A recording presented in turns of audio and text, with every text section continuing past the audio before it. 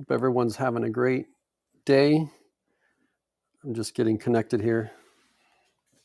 Would love to know if you're joining me live. Put in the comments.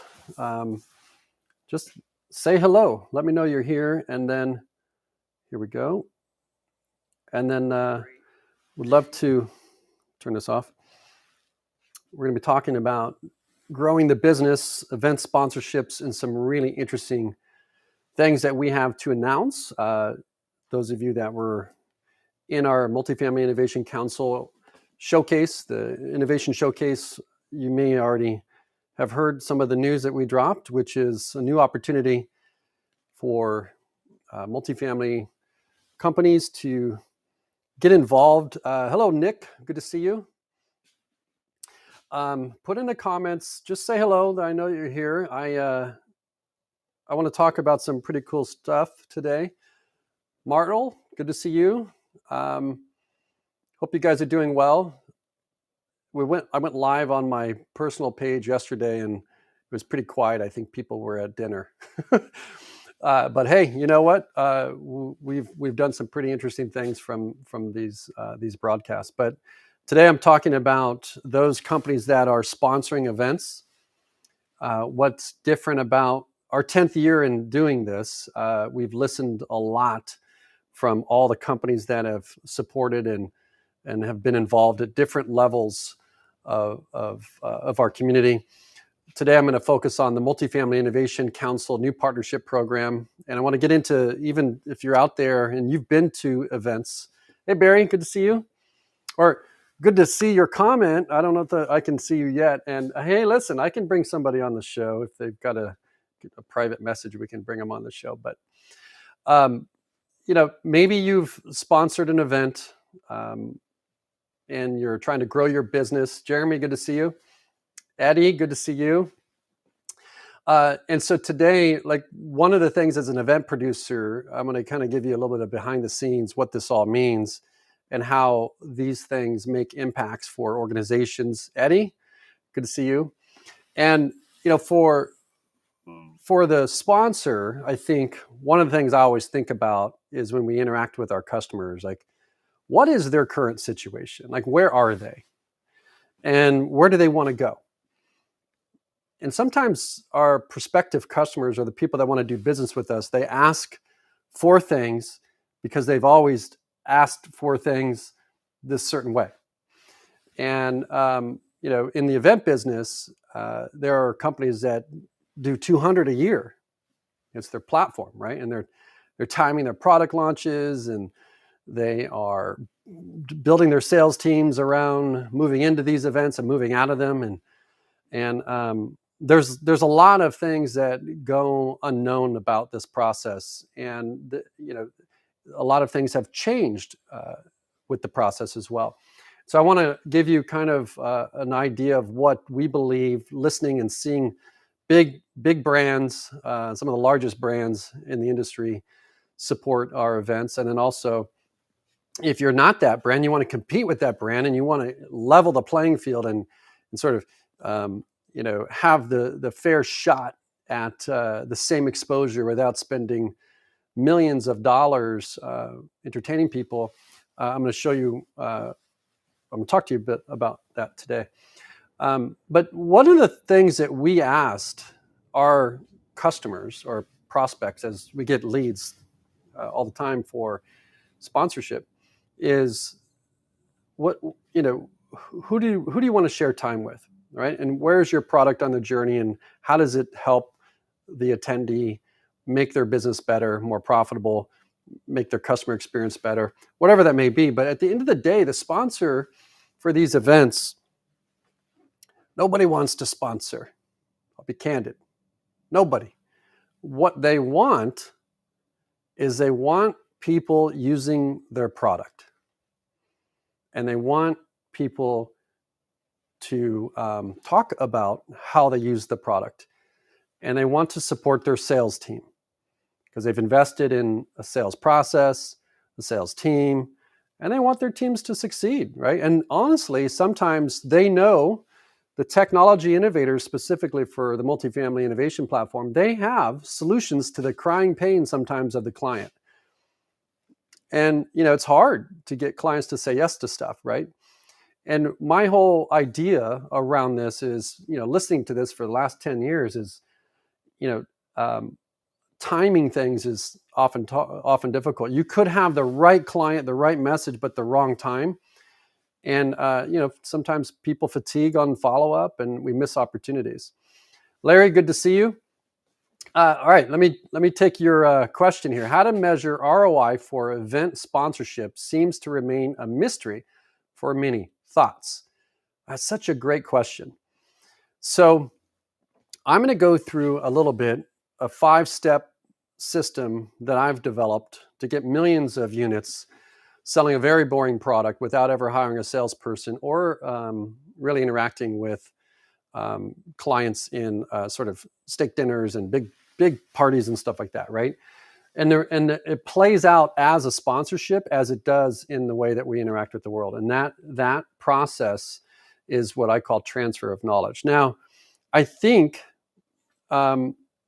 before, when we were looking at doing an event, it was before the modern world, right? It was just we had to depend on events to capture a lead, and we had to depend on an event to meet other people. And that's why trade associations exist. You'd meet up and you'd learn at these places, and you would go to a trade show, and that's where you would see products. Well, the modern world doesn't, like, everybody in our business uses ChatGPT. Well, that's an aggressive statement. Not everybody, but Instagram, maybe Salesforce. There's so many brands that are in our business that don't just sponsor, right? So what I'm trying to say here is that the event itself, I think tracking the ROI on it is difficult if you're capturing leads, unless you're like scanning badges and doing sort of opt-in things like that. That's easy to capture, like who was interested in this thing, and then what's the motivation? Is it for the swag, or is it for the trip they're going to win, or is it they want to get a meeting? I can completely appreciate the challenge surrounding that. It is difficult. What I tend to do is think about it in a different way, in that the goal of the event isn't to convert. The goal of the event is to move maybe the sale forward.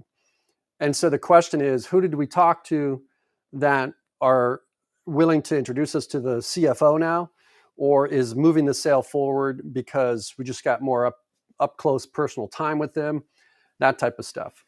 But the idea of events as lead gen, I think obviously events do that, right? But I think when you depend on it is where it's complicated. So to me, you want to have this sort of air cover around all the things that come before the customer sees you at the event. For example, measuring ROI specifically, a lot of people get an attendee list if they go to an event, right? And everybody rushes to try and book a meeting and book, a demo and all of these things. That's healthy in some ways, right? When the timing is right for the customer. If it's not, it's just over their head, right? Like, I don't need this. Why are you sending me this email? I don't need a paint product right today. So what we do with our sponsors, and I don't even call them sponsors anymore, we call them partners, because we try and do things that is more aligned with the way people buy today, is that we want to position you as an expert, trusted advisor, helping them formulate a decision around a product instead of selling the product. And so that requires a little bit of a platform approach. It's hard to do in a 2, 3 day, 5 day event period. You can't rush a process. Any process that is rushed never really works out really well, right? So measuring the ROI on an event is challenging because you're at an event and everybody else is also trying to compete there, right? So the salesperson is probably more productive in some ways in a one-on-one than where everyone else is championing for time at an event. So what we do with our partners, and I'm going to go through exactly our new platform, how it's going to support people. It's one price, equalizer. Everybody pays the same price. It is, one partnership, one platform, and it's infinite reach. And so what I mean by that is when you talk about measuring the ROI, imagine by the time that the person attended the event, that they were further down the understanding of what your product is, how it works, who it's for, what it solves. And instead of like, can I get a meeting with you or come to my trade show booth at booth 1422, it is, hey, have a listen to this podcast. We'll be at the event. 8 minutes in, if you want to solve being this, you may find that interesting. And by the way, if you would like, set up a time we can talk through it. And so now you're not asking for commitment to someone to say yes or no to, like come to my booth, that's a decision. Well, there's not enough info for that decision. And by the way, everyone's asking me for that. The other thing is, in terms of book a meeting, it's like, well, I have to make a decision on a couple of things. Number one, do I want to take your meeting before I get another more interesting meeting? Secondly, have I already made a meeting with someone and I don't have the time?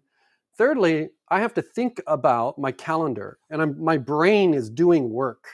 I'm like, where am I going to be? And these events, like and the bigger events have all kinds of different sessions and stuff like that, right?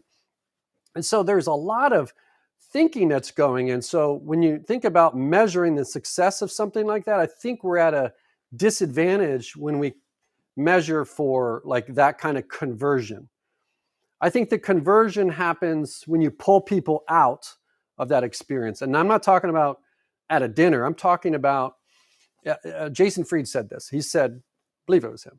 He said, if you put all the art in the world and you put it in a building, it'd be called a warehouse, or it'd be a warehouse.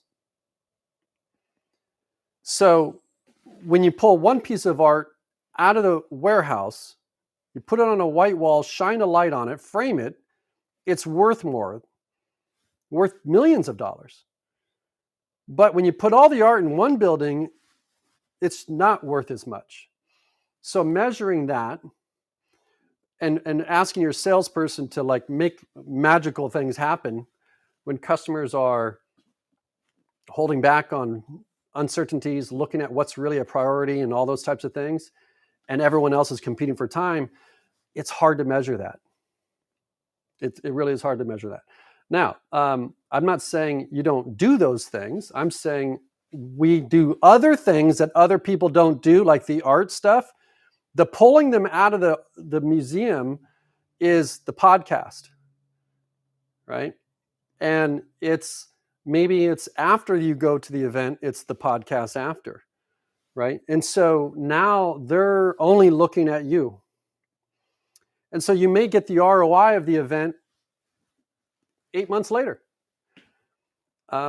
There are a lot of people that are not buying, but they're thinking about buying.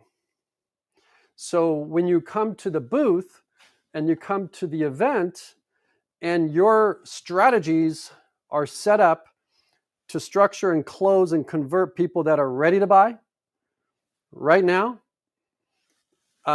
there's a misalignment there. So what we advise to do, and I'm going to go through this in the 5-step credibility system, is to help people formulate a decision. All right, let me go back to the comments here. So based on your thoughts, it still boils down to relationships, correct? I think, of course, but it's not just relationships. I think people need to know that life's going to get better for their business, not just because you're seeing movement on salespeople moving from this product to this product and this product. And honestly, they're just sometimes selling another product from someone else. And so that as a operator today, they're concerned of their jobs, right? Like compression of cash flow, and organizations are protecting that cash flow. So a relationship isn't enough, right? And information is not enough, right? So if you can tie information with the relationship and tie it back to the problems that they want to solve, Your product is just the solution in context to the problem they want to solve. So I think it's, a lot of people do this really well, but I think it's a little bit more than that as well. All right, so let's see. Boils down to the relationships. Okay, so in your experience, it still boils down to developing relationships to get direct tie into the decision makers.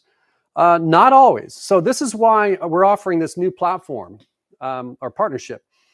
I chair the Multifamily Innovation Council, which means I meet with owners and operators every week around the challenges that they have and the opportunities that they want to create. And part of that is determining the priorities. So we inventory all the challenges that they want to solve. Like in 2024, these are the things we want to tackle, these items. And then they get into groups and they rank those items on priority. And then we look out like, well, who are the people that can technically solve these things, right? Those are the magical relationships. That's when sales is great, when it's aligned with the priority and the timing of the customer. But what it does is it gives us a feedback loop to know what's in their heart and mind, what's going to make them say yes to something. And part of that is like a lot of people don't experience is after the sale. What's going to happen after I say yes, right? After I say yes, what will happen? Do I have trust and confidence in knowing like, I'm on the line for this thing, right? And will you be there after it's sold to me, right? So our partnership program, or in our Innovation Council meeting, because we work remotely in these meetings every Friday, we have CFOs on these calls. We have leaders that don't attend events in these meetings. Now, why that's important to you is you're measuring ROI at an event where someone may learn and discover something, come back and report back, hey, this event was great. I learned about this. I learned about that. Now you're not even selling. Someone else is selling for you. And are they good at selling to their boss or their CFO? They're not going to push back, right? And do the right thing because they have a single flow of income. So the podcast and like the product launches and the webinars on the other things that we do to support our sponsors leading into and out of our events is what makes the difference in the long term, because it becomes like physical investment assets out there that continually serve you. If you go to an event, you tear down the booth. In this case, it stays with you. Now that leader can say, I learned about this new product at this event.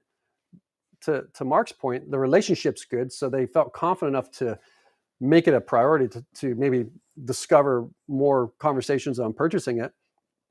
But now you can say, hey, you know what, Sarah, have a listen to this podcast.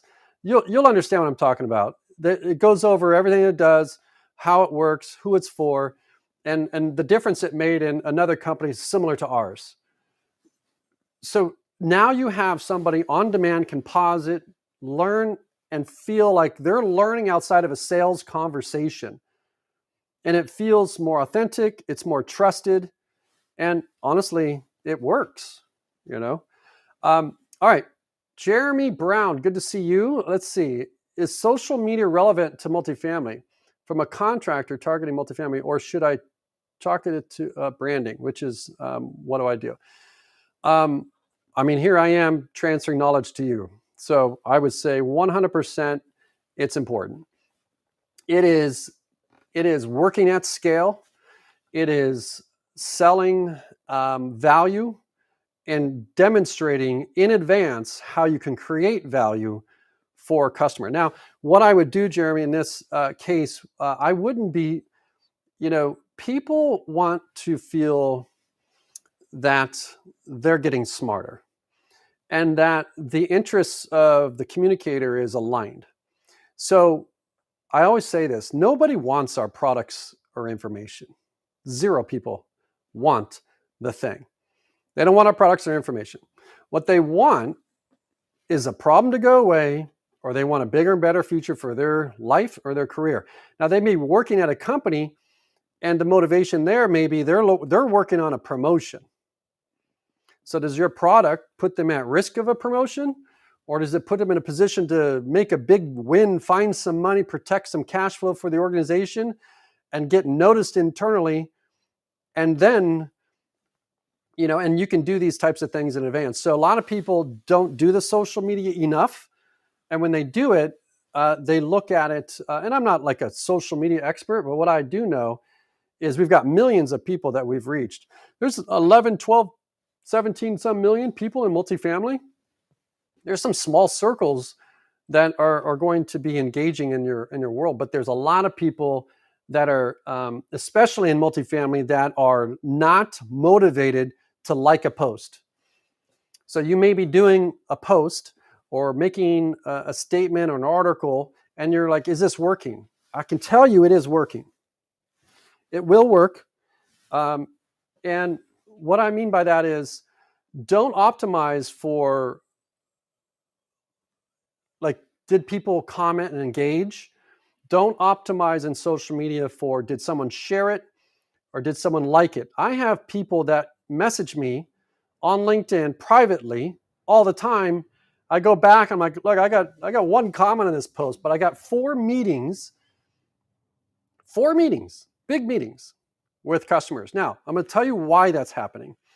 Why that happens is because on social media, the sellers are loud and the buyers are quiet. You see, the people that are doing things on social media are incentivized to do that, to grow their brand, to get more notice, because they have to have quotas and they have that stuff to do.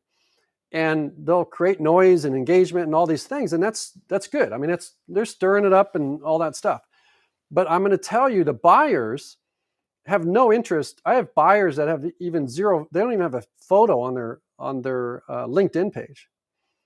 There's like 3 attorneys doing great things, buying big ticket items that are not.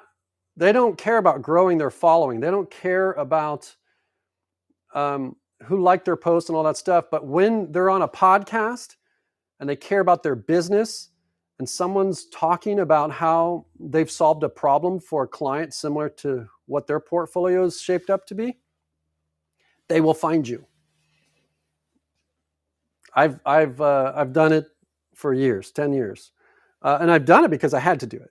And part of why I had to do it is because I was self-funded. I couldn't pay the event sponsorship fees, right? And so that's why we're very empathetic. We very much care about the partnerships that remain there. Okay, so let's see. Did I get to? Okay, Jim. Let's see if I can see this question here. This will take me a minute. I got my glasses on. We've been members of our local apartment association for the last 7 years, and the only member in our industry. Oh, okay. We've sponsored events, attended every trade show, represented the best brands on the market, and in a time, only one customer ever said that they called us because we were members, and most properties are buying from others, non-members. Why should we continue membership in the local association? So, good question, Jim. Number one, I'm not here to make any recommendations that I don't know enough about your business to make like recommendations off the cuff here, but I can tell you that a lot of people probably resonate with this. I will say that it's probably not being measured, because sometimes, it's like, who's going to these meetings? How often are they happening? What's being said? There's a lot in the positioning of the message as well, right? In improving outcomes for sales environments. So it could be a copywriting problem. It could be a message problem. It could be a sales funnel problem. It could be it's too hard to make a recommendation about your problem.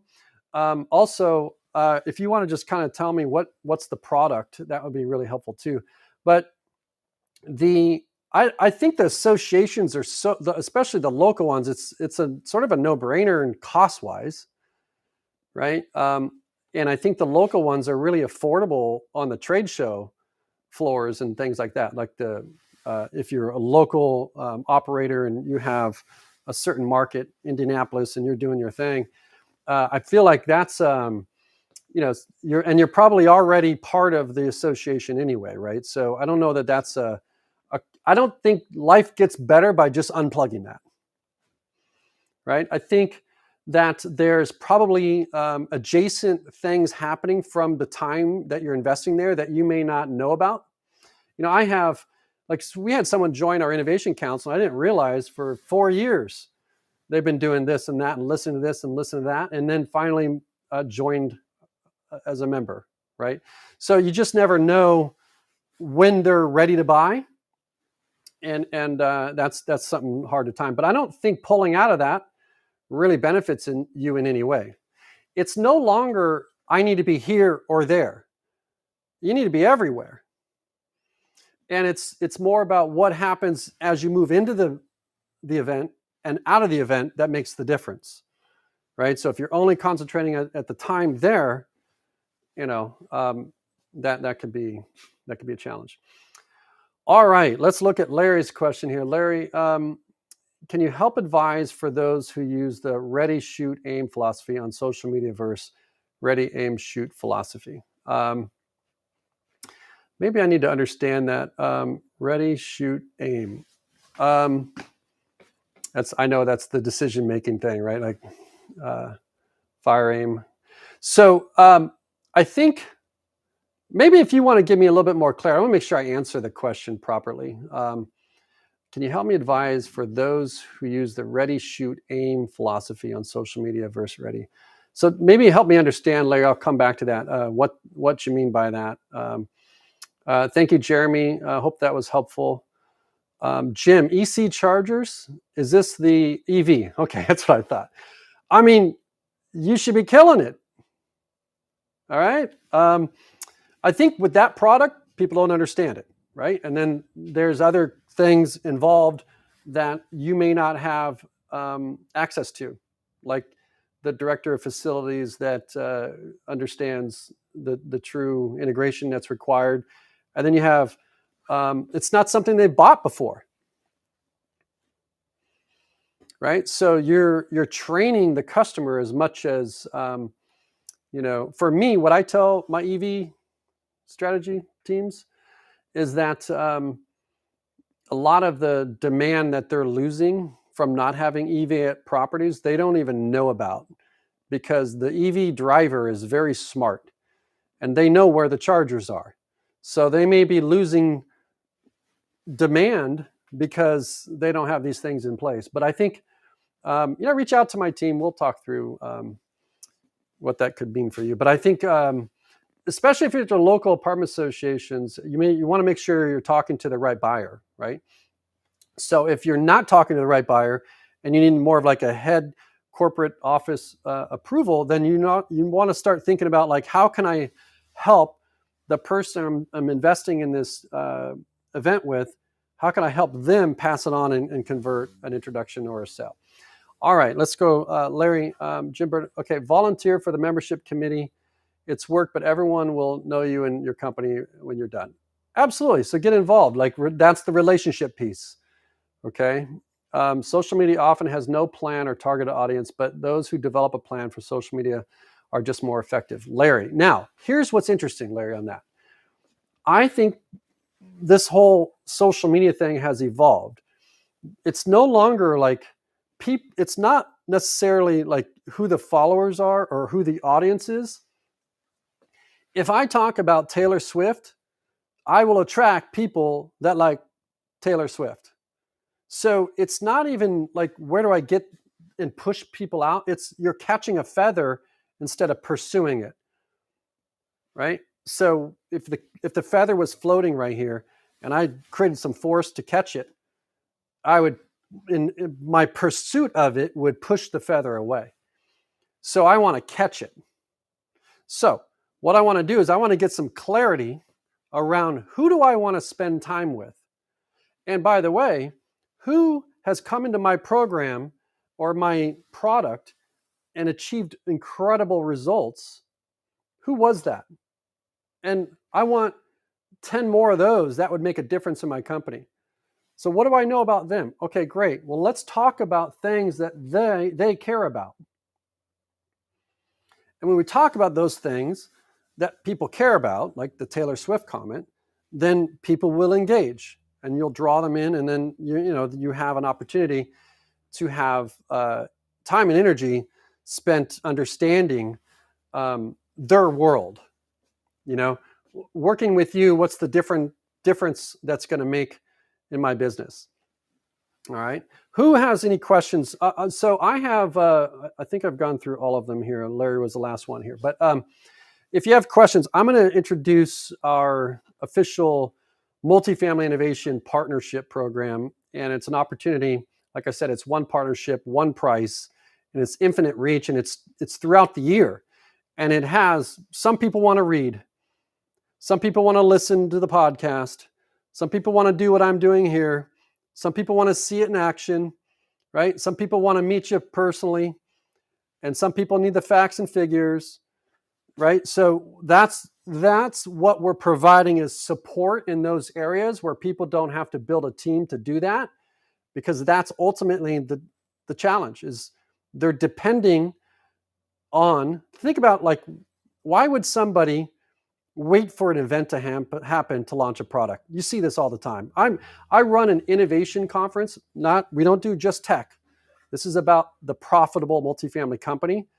But there are trade shows that sponsors, I'll call them, right, or vendors, will wait to make an announcement that they're going to reveal at the noisiest time of the year, the most distracted buyers possible, their new product launch.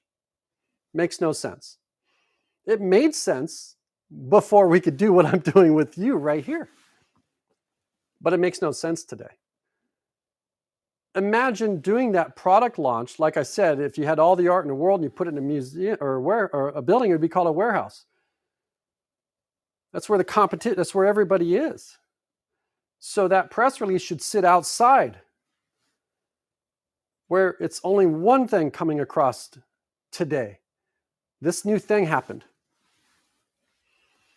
And then when you get to the event, you have something to talk about. Hey, did you see our, right? And so it's a little bit of a mindset shift. And that's one of the things we provide as part of the platform. So I'm going to go through it. 60% of the cost is included in just the ticket. So it's a no-brainer cost. If you want to get ahead of me and learn about this, you just go to multifamilyinnovation.com. You click on council, and there's a button there that says become a member. You'll see your partnership, what's involved. It's really simple. It's equalizer. It's the fair equalizer amongst all. So what we're doing here is we're going to do a podcast for you. We're going to extract your knowledge as if you were sitting in front of your ideal client. You walked into their boardroom and you had the most amazing meeting. What would you say? What information would you transfer? And then we take that and we let everybody listen to it. And that serves for you on everything else that you do. Now, the value in this partnership is it helps everything else you invest in. If you're investing in salespeople, well, now people are calling your salespeople more engaged, further along the pipeline, more clear about what the product does, who it helps, how it solves a problem. And the more time someone spends with you, the more they're willing to trust you. And then you go to an event that you're sponsoring that's not even our event, and that's going to help you at those other events as well. We're the one platform that helps other platforms. We don't see events as competition. When Taylor Swift sings a song, like, she's not worried about competing with other artists. She's creating other artists, right? So the goal is that businesses and value creation can occur, right? So we're offering a product and a positioning that's going to help people on that. The other thing is we're sending out Innovation Council weekly emails and newsletter emails. We're taking the partners along with them throughout the year. Before that, branding and exposure would just be at an event. We're doing that throughout the year. And that's just a kind of top of mind, and there's a link in there. And those types of things just kind of start bubbling up. So it's now like It's one thing to have a great web presence, but now you're being seen across the web where people are spending time, because we're sending an email about a product or a pain point in the industry. They're consuming that, and your brand's kind of drafting along with that. So that's another thing that we offer. We have a members there for our high-level Innovation Council members, so we're putting our brands in there as well.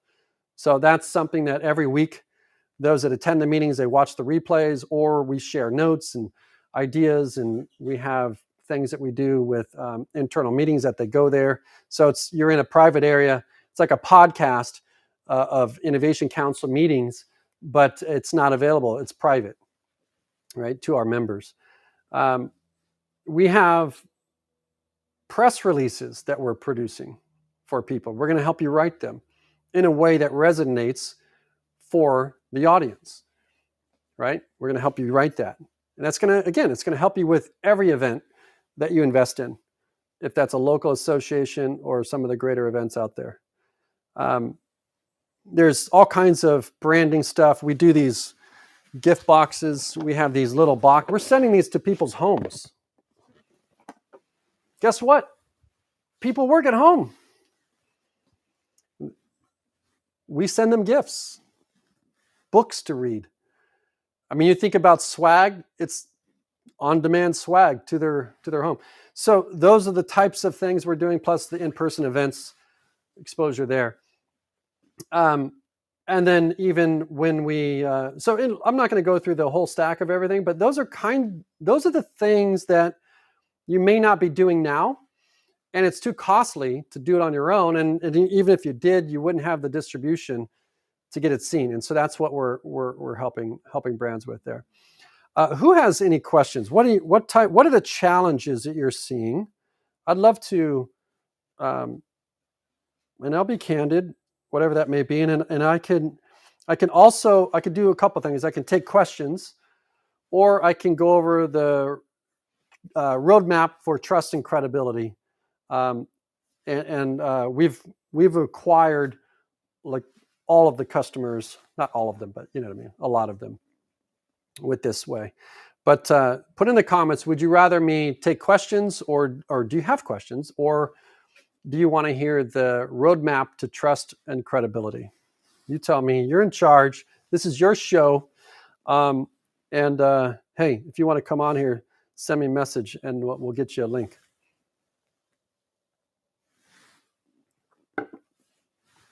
Okay, I'm going to wait for comments on that. So you guys tell me. You're in charge. You're watching. You're listening. Do you want to hear more Q&A questions around event sponsorships, or even the program we're offering? Hey, I'm going to put this up here as a QR code. It's kind of fun. Let's see what happens here. That is our QR code to the council page. That's pretty cool, right? I love that. So I'm not seeing any more questions. Do you guys not have questions? All right, so Larry's got another question. What are your feelings about management companies? Okay, what are your feelings about management companies thinking companies to sponsor their management meetings, even when they have never done business with you? Okay, I have some real feelings about this. You see, I ran, this is so interesting to me. I'm so glad you asked this question. So I ran portfolios and started management companies and built and scaled them, all that stuff around, 13 some states. And early in my career, I learned that the value that I was able to create as an asset manager, or someone that's moving wealth, right, and protecting capital, was my ability to improve an asset and get together the right partners to get the properties improved and executed and all that stuff. So to me, I had just this love for my vendors, because guess what? Without them, I want you guys to think about go one day without relying or depending on a vendor, and you tell me how your business works. You tell me how your business works, right?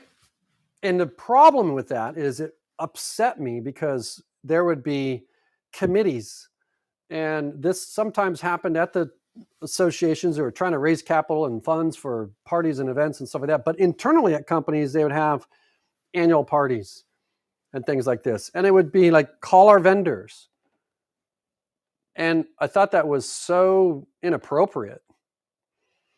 And so when we created our event platform, that was what we were trying to do, is reimagine the way brands develop new business.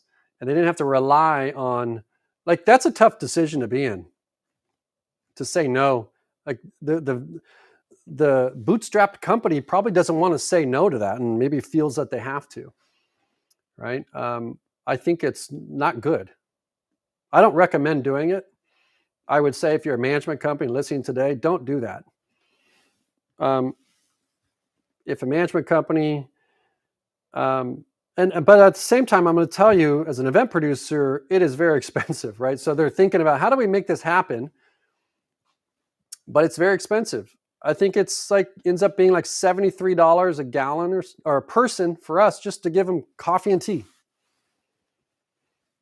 So that's where it's coming from, is they have this celebration, and they've tasked their marketing person with planning an event that they're not normally used to planning. They got a normal job to do. And the natural thing with operators is to look at an Excel spreadsheet and look at what it costs. And it's like, well, who else can help us pay for this? And you're kind of sponsoring an event where you already have customers. Doesn't make any sense to me. Makes zero sense.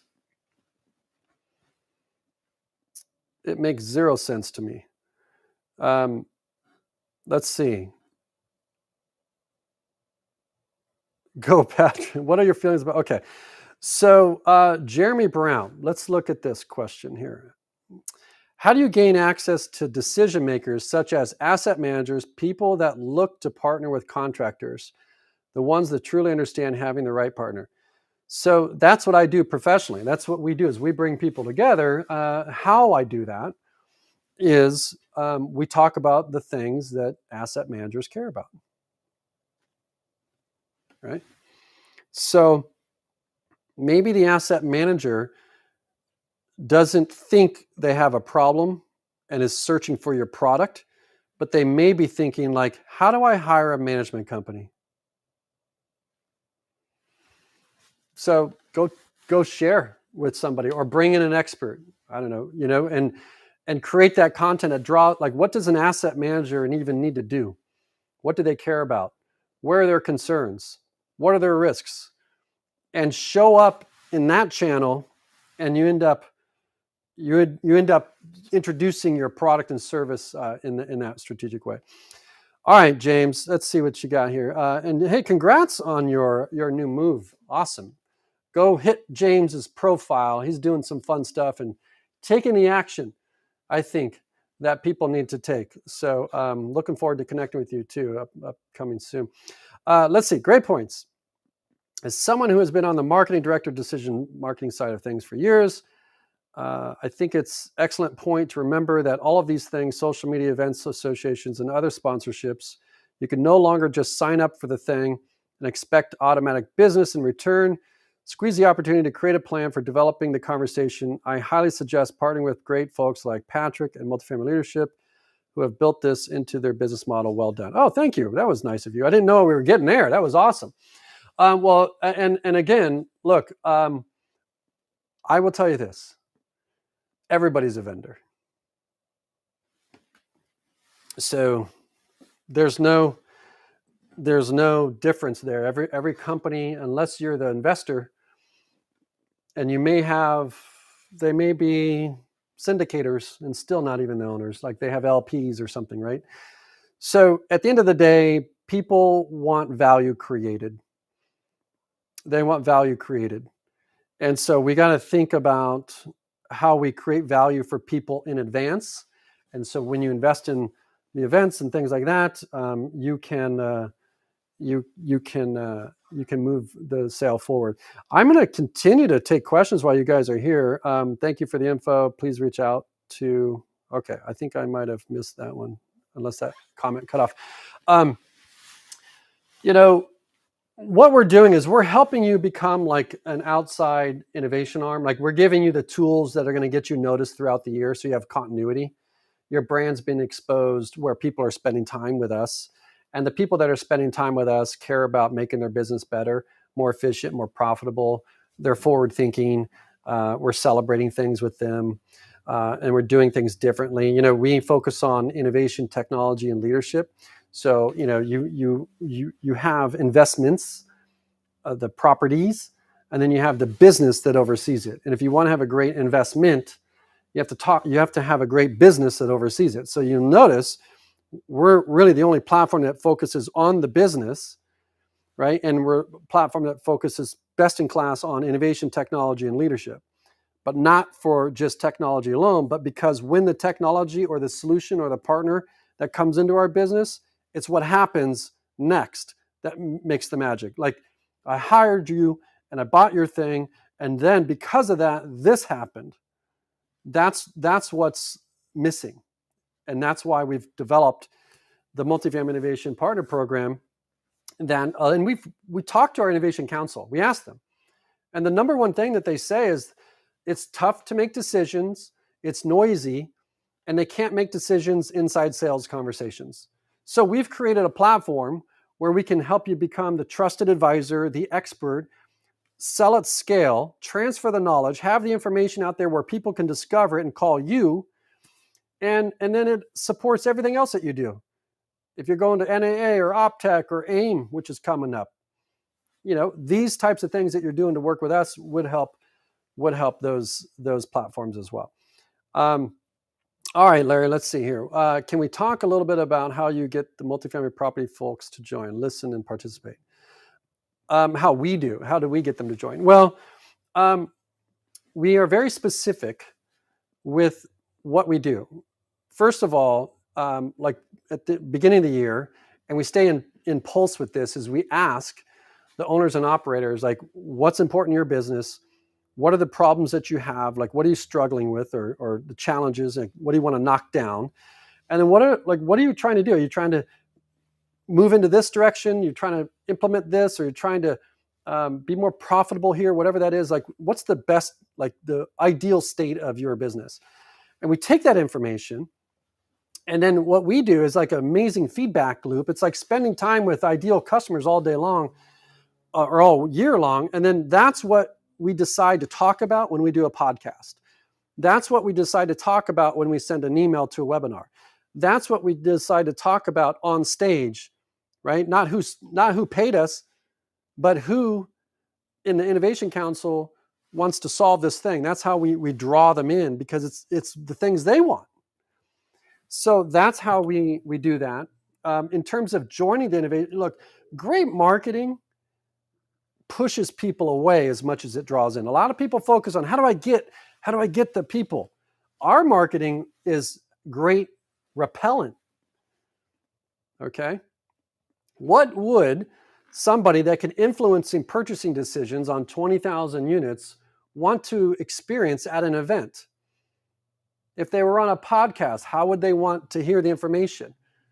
Right? So if you're not in the hearts and minds of the people that you're selling to, then you're not going to reach them, right? So we do that really well because I'm still advisor on apartment deals. Like, I know what people are struggling with in the dark right now. And there's emotional buyers and there's logical buyers. The emotional buyers, right? They're going to act quick. They're going to be excited about stuff. I talked about that yesterday about being fashionistas. They're going to try the new thing, early adopt. Logical buyers are going to be more governance. They're going to be more. They're going to need the data. They're going to I need this to make certainty over the decision. So we're pulling and tugging on all those things to draw them in. Okay, but we're not drawing them in to say, hey, I have this thing for you. You want to buy it? It's like, hey, I know you have this thing in your world. I know that cash flow is tight, and I know that this is an opportunity to improve that. And so they're tuned into that, right?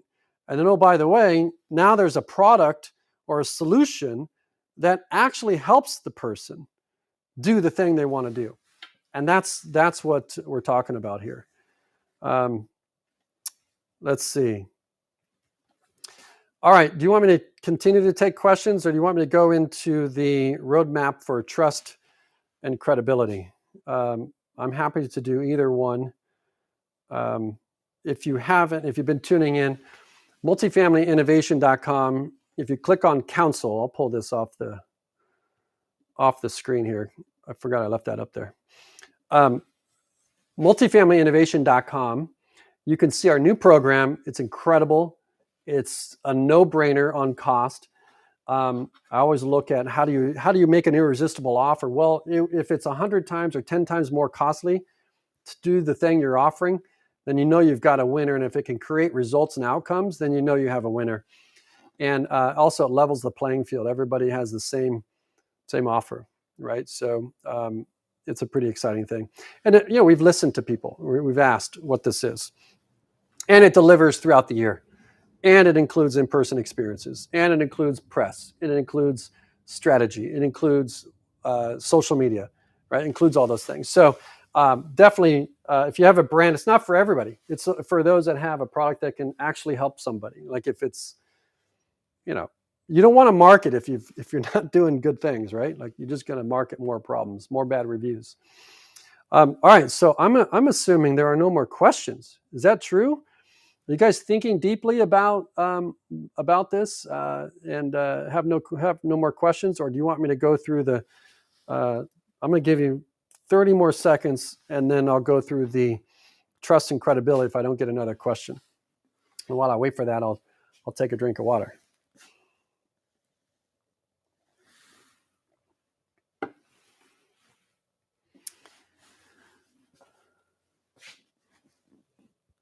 All right. Okay, I'm going to begin here on what I call the roadmap to trust and credibility, which, if you had trust and credibility, you would make sales. Now, that is, trust and credibility is not necessarily something that can be rushed. And that's, again, why we've created this continuity program that includes event sponsorship, it includes press, right? It includes podcasting, it includes social media, it includes this. And by the way, it's not your team doing it, right? It's coming from this platform. So trust and credibility is something that if you invest in that, you end up developing opportunities that otherwise go missed, right? So the first step to that is we call signal. And with signal, what that means is right now, as you're hearing my voice, there are messages going through the room, right? You have talk show hosts, Jim Cramer's probably on talking about stocks on CNBC. You got Taylor Swift singing songs somewhere on Spotify. You got other favorite artists doing songs. You got news shows. You got helicopter. You got everything going, radio going through the airwaves in the room you're consuming this message in. Although only thing you hear is my video signal or my audio signal, right? You hear my audio signal because you clicked on the link and you're on the internet and now you're tuned in to what I'm saying. Maybe it was the headline on the topic or whatever it may be, but signal is probably the most important part because a lot of people dismiss the brand or the product or the solution you have because you're not getting them to tune into the right signal because you're talking about you and what your thing does, right? And you're not getting into the hearts and minds, entering the conversation that's already happening in their mind, right? And so when we get the signal right, that allows us to cut through the noise and stand out from everything else, right? That's the first thing. The second thing is marketplace. Now, the marketplace is where we want to think about how people make decisions, and then give people the information that they need in the places that they spend time to make a great decision. So the marketplace is, if there was a big circle, okay, the big circle would be the whole industry. And inside that big circle, there's a small circle. That small circle may be the event that you're at. It may be the meeting, it may be the team, it may, whatever it is. It's your exposure to whatever you're working on. It also could be readiness of buyers versus people that are ready to buy. So the big circle would be the whole industry that has category care around whatever you're working on. May not want that right now, may not have had the water leak, and so the pain level went up. They may not have the desire yet. So they're outside the I want something right now buying message. So we have to give messages to the buyers in this marketplace. And what we do is we focus on the people that are getting ready to buy and educating them and giving them the information that they need, because something will come up in that process that they're going to say, you know what, now I've had that water leak. Well, I heard that podcast and I saw that post and I was at that event. I remember meeting. Now you've moved people into a process. So marketplace, signal. I don't see any more comments here. So if you have a comment, just put it in there as we're talking. So signal, and then when we have the signal, where do we share that in the marketplace? Most people focus on people that want something now because they have to make a sale. But you want to focus on the marketplace, the entire marketplace, that are people that are thinking about buying, getting ready to buy, doing the research about buying, but not enough to make an appointment with you because they're still in the research phase. Okay, so getting those messages and creating content in that space. When you create the content, the third thing on this roadmap to trust and credibility is the transfer of knowledge.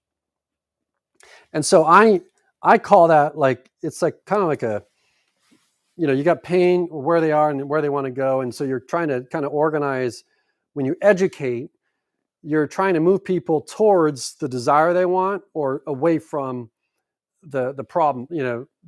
Tired of dealing with this, And so you're when you're creating the message, the podcast, the content, then you're using education to share it in that marketplace I just talked about in step 2, which is you're now educating about, like, if I was an asset manager today and I was considering this product and solution, here are the questions I would be asking as I move into this decision.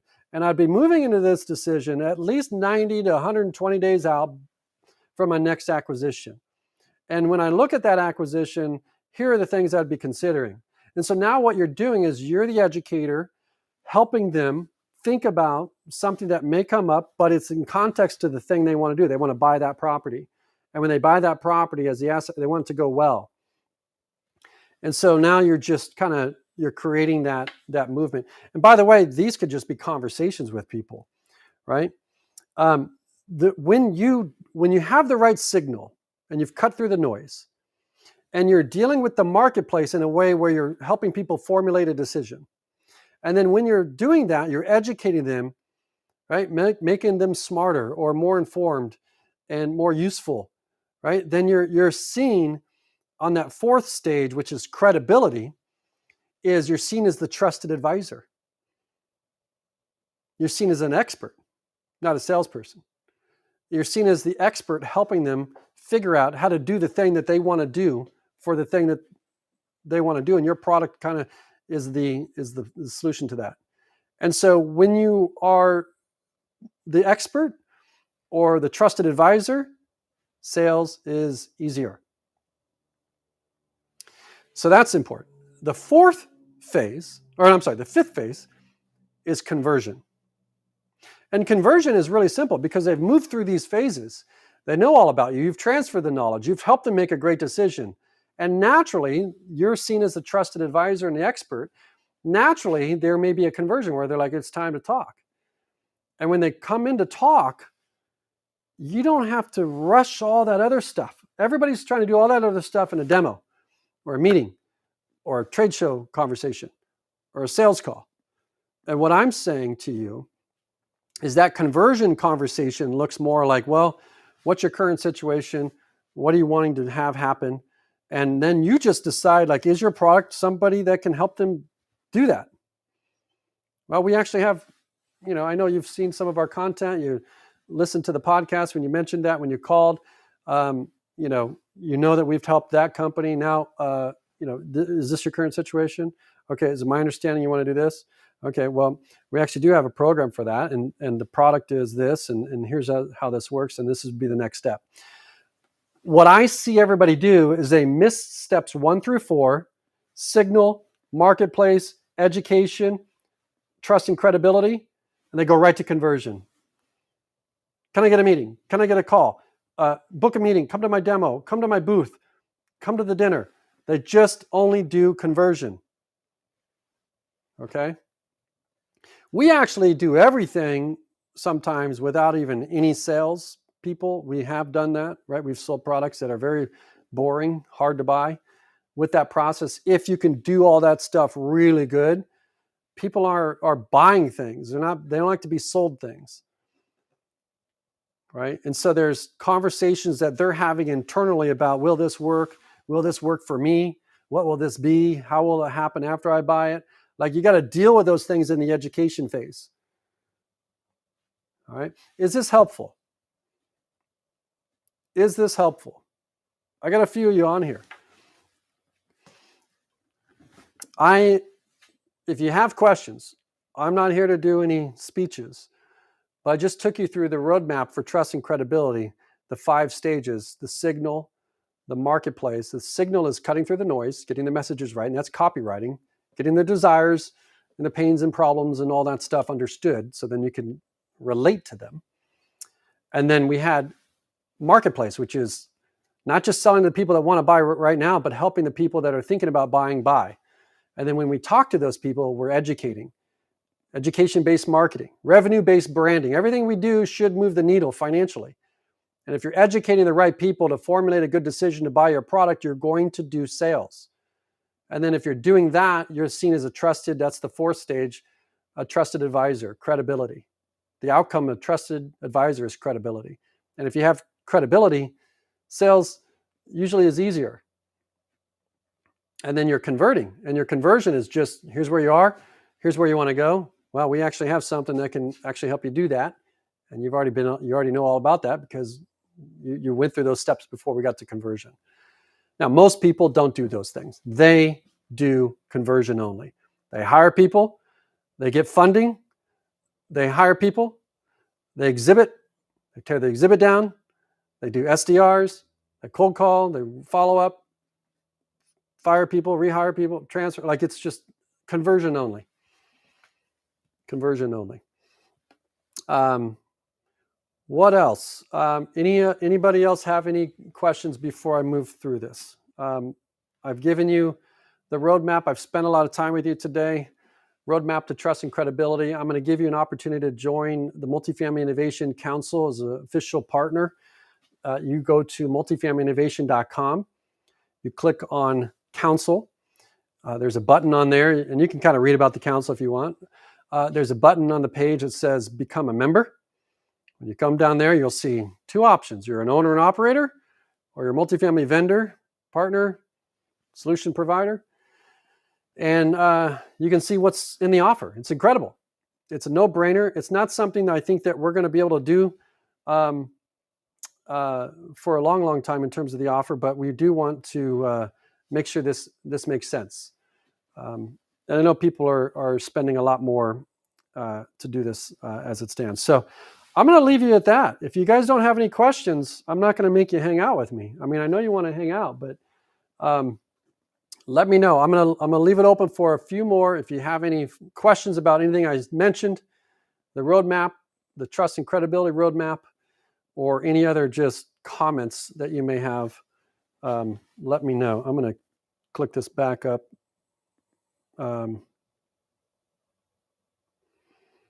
Let's see. Maybe I'm not seeing your comments because I think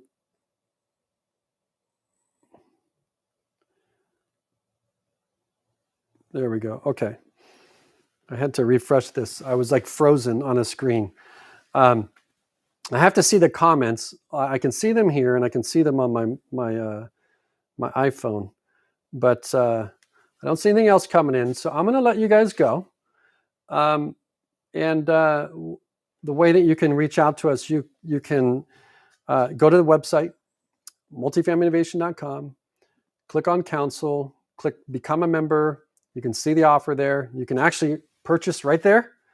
Or if you need to be in touch with our team, just message me right here, and I'll get you in touch with our team.